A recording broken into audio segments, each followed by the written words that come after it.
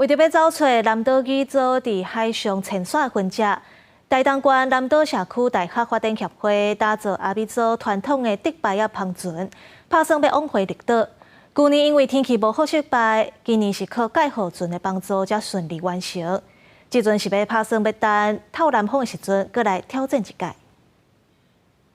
尽管对台东的大埔出发，先用爬船的方式出海，到外海2海里了后，就开始起航。希望这只阿美族传统的竹帆船，在风力和洋流的带动之下，会当顺利到绿岛。目前已经是在绿岛跟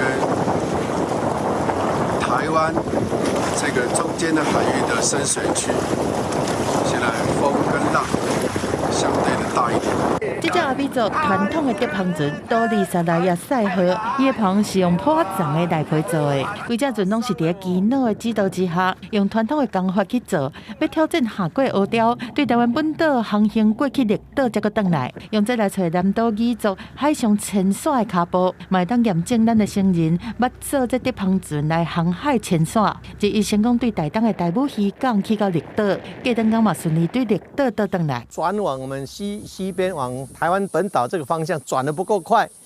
所以在快要离开黑潮的地方，因为黑潮到我们这个成功这一带转往东边，我们就被带走了。